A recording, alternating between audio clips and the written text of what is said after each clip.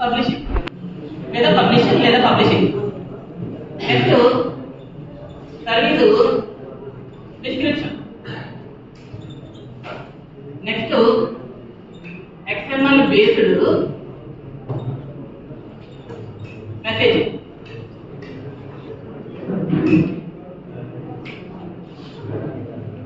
Next ఇక్కడ వచ్చింది protocol.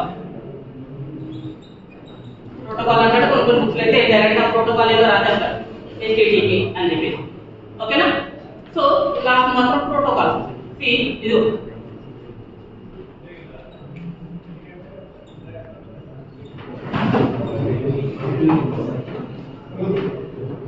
దీనందరినీ కలిపి ఏమంటారు అంటే ప్రోటోకాల్ సూట్ అని అంటారు. ఓకేనా? ఇంకా ఉంది పక్కన ఇంకో కొన్ని ఉంటాయి. ఏంటంటే ఇవి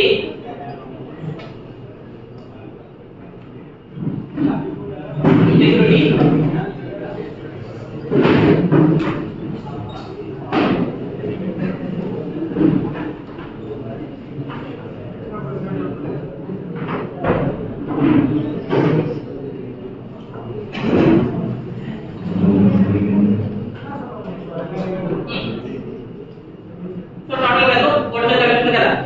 దాని అంతటిని కలిపి వెబ్ సర్వీసెస్ ప్రోటోకాల్ సూట్ అని అంటాం. సింపుల్ ఓకేనా? క్వశ్చన్ అడిగితే కనుక నీట్గా డైగ్రామ్ వేయడం, ఒక దాని గురించి ఎక్స్ప్లెయిన్ అంతే. ఓకేనా? సో ఒక దాని గురించి ఇన్ డీటెయిల్ గా పక్కన చూడండి. వెబ్ సర్వీస్ డిస్క్రిప్షన్ అని చెప్తాను అంటాడు. Web services description. కొన్ని నాట్లయితే వెబ్ సర్వీస్ మేనేజ్మెంట్ కలుపుకోండి అంతే కదా. ఓకేనా? సో వెబ్ సర్వీసెస్ డిస్క్రిప్షన్, ఈ పక్కన ఏమో మేనేజ్మెంట్, ఆ తర్వాత ఏమో సెక్యూరిటీ. ఓకేనా? నా ఇది గురించి తర్వాత ముందు వీటి గురించి. సో సర్వీస్ ఫ్లో అని చెప్పేసి అంటాడు. సో సర్వీస్ ఫ్లోకి యూజ్ చేసే ప్రోటోకాల్ ఏంటి? సర్వీస్ ఫ్లోకి యూజ్ చేసే ప్రోటోకాల్ ఏంటంటే WSFL అని అంటాడు.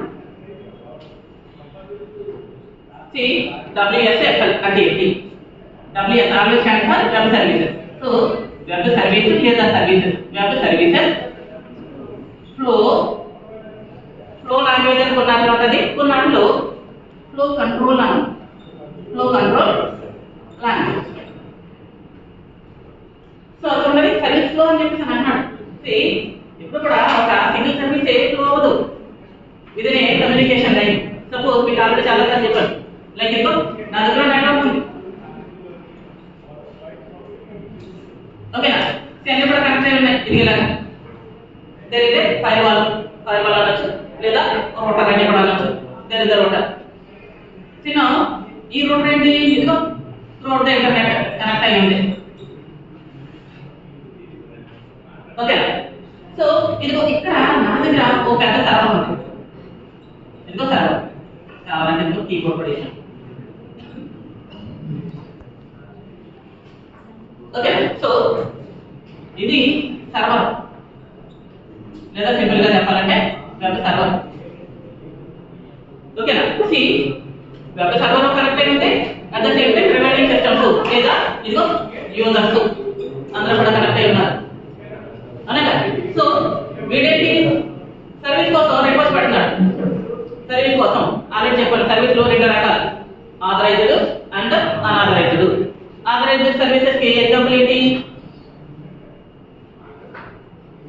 అమెజాన్ యూజ్ చేస్తామా కదా, యూజర్ ఐడి పాస్వర్డ్ ఇచ్చేస్తేనే కదా మనకు ఓపెన్ అవుతుంది. జీమెయిల్ ఓపెన్ చేస్తామా, యూజర్ ఐడి పాస్వర్డ్ కొడితేనే కదా ఆ డొమైన్ లో మనం వెళ్ళగలుగుతున్నాం, ఆ కంటెంట్ అనేది మనం యూజ్ చేయగలుగుతున్నాం, మెయిల్ కంపోజ్ చేయగలుగుతున్నాం అలా కదా. ఆథరైజ్డ్ అని చెప్పేసి అని అంటాం. అంటే ఏంటి?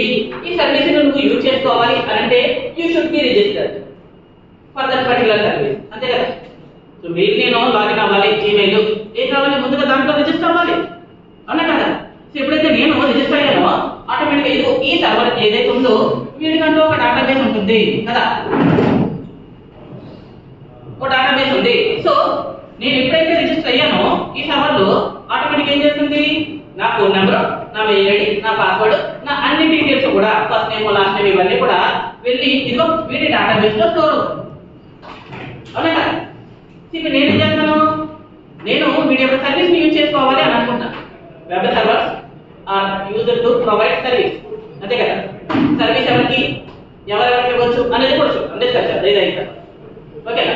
టైప్స్ ఆఫ్ సర్వీసెస్ ఇంకా మనం డిస్కస్ చేద్దాం. సో వెబ్ సర్వర్ అనేది ఇక్కడ సర్వీసెస్ ప్రొవైడ్ చేస్తుంది. సో ఆథరైజ్డ్ సర్వీస్ అని అంటే